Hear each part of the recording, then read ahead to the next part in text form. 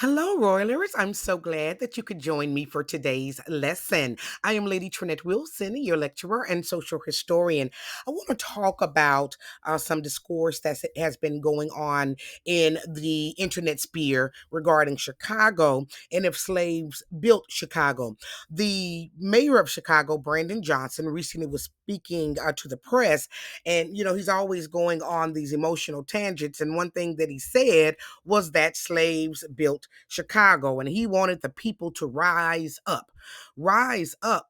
People been falling for a long time in Chicago. So for him to say rise up against the government, but not rise up against the violence that's been happening to that city was interesting to me. I wanted to clarify what blacks have done in the city of Chicago and kind of clarify some of the misconceptions that that were garnered from what he said. And so people are taking that and running with it and saying, black people didn't build Chicago. Slaves weren't even in Chicago. So were slaves in Chicago? Let's find out. Welcome to my lecture. I'm Lady TrenettWilson, and I want to thank everybody for liking, sharing, and subscribing. Now, let's just get to the point. The truth is that there were slaves in Chicago in the 1700s when it was originally settled by the French. So, under American rule, no, there was no slavery in Chicago. In 1787, when the Northwest Ordinance was written, it prohibited slavery, and the U.S. took over that in 1787. So, no, there wasn't slavery in Chicago. And in fact, I have to be honest, Illinois was very pivotal.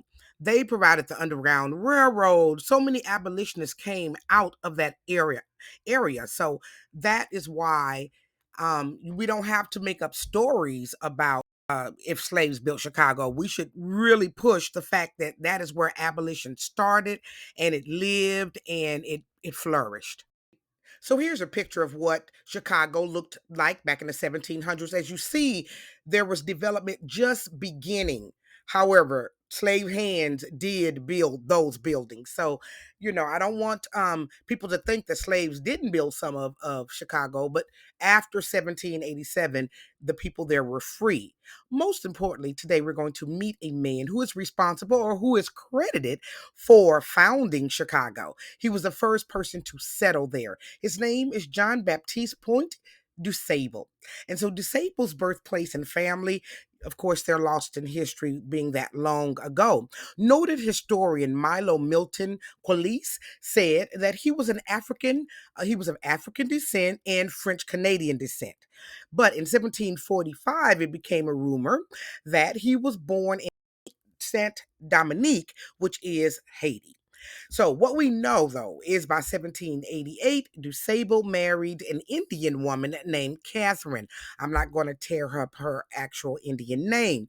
And that's who was settled originally there in Chicago. Chicago is a beautiful city. I hate to see what it's going through. But some accounts report the couple did marry in the 1770s. They had two children, one named Jean, who was a boy, and Suzanne, who was a girl. Now, it's believed that he settled around 1779 in the north bank of Chicago, a river close to its mouth. Now, DuSable was a trader, and he was also a furrier, and that's how he made his money. DuSable and his family established an extensive and a very prosperous trading settlement there in what later would be called the city of Chicago. Now, in 1800, DuSable sold the farm to John Kinsey. So, Kinsey, that's where he and his family were living, and he held many assets. These assets were discovered in a museum in Detroit in 1913, and the book said he owned a house, two barns, two horse-drawn mills, a bakehouse, a poultry house, a dairy house, and a smokehouse. So back in that time period, they didn't have just one kitchen. There were all these little houses that needed to be on your property in order to cook properly. You know what? I'm gonna do a video on that. I think that'll be very enjoyable for us, always to kind of learn what it was like to live in those days and to see how much Black people overcame and just the people of that time overcame to settle in America. Now, it is believed that he left Chicago and he sold all of his goods and he moved to St. Louis, Charles West to be exact.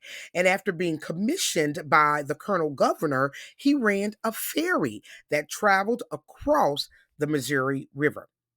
Now, Disabled passed on August the 28th, 1818, and there's no mention of his wife. And in fact, he was buried in an unmarked grave, in a pauper's grave.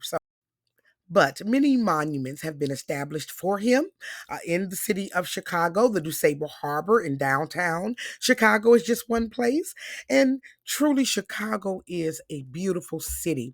Again, like I said, it's sad to see that it's going through what it is going through. 50 people last week alone gunned down in the city, and people losing their lives through carjackings and things like that. So it's good to look back to see the beauty of this city. I traveled to the Midwest and it has come, look at this, for a long way. I mean, it was just mountainous, nothing really there. You see some teepees, like I said, Indians were there first. And so to see this man Sable who came, made money, and sold his property, and now look what this city has become.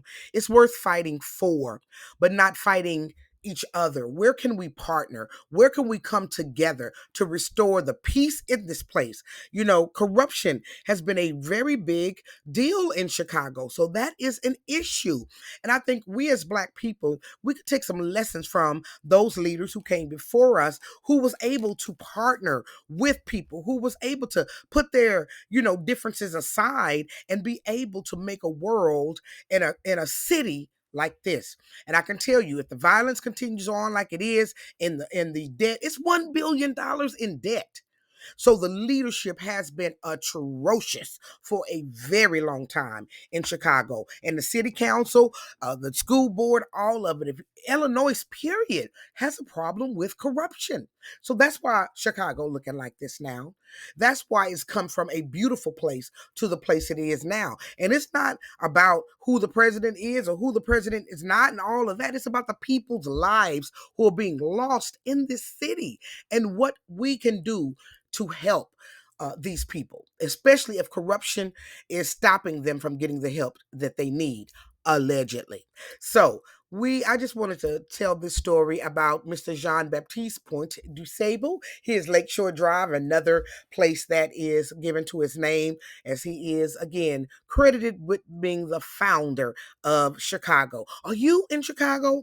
What say you down below? How do you feel about how your city is doing? What solutions do you think that need to be brought forward?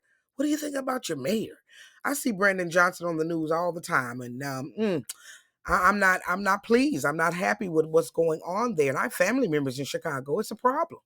It's a problem. And so I just wanted to come by and just talk a little bit about the history of Chicago and, just remind you of the beauty that is there. Look at that. Oh, Texas has nothing like this, you all. The greenery in these areas and in the Midwest and in up north, we don't get this beautiful green pastures and homes and row houses. You have a jewel there in Chicago. So I hope, just like this historic landmark, I hope that you understand the history that is there. The people, the Black people who were there, who built this city, absolutely amazing. So I thank you all for joining me for another great episode of Royal Black and Elite. It means a lot for you to leave your comments down below. Tell me what you think about Chicago, some solutions. You all, let's keep the conversation going. Now, and if you want to learn more about a man who was great in Chicago, Mr. James Wormley, he was the first Black man who had a hotel, and he was at Lincoln's bedside when Lincoln passed away. So, we've always got the blessed Royal Black and Elite history here. Thank you all for your support, and I will see you on another great episode of Royal Black and Elite. Remember, check out Hunter's Point coming October the 10th, 2025. Thanks for joining.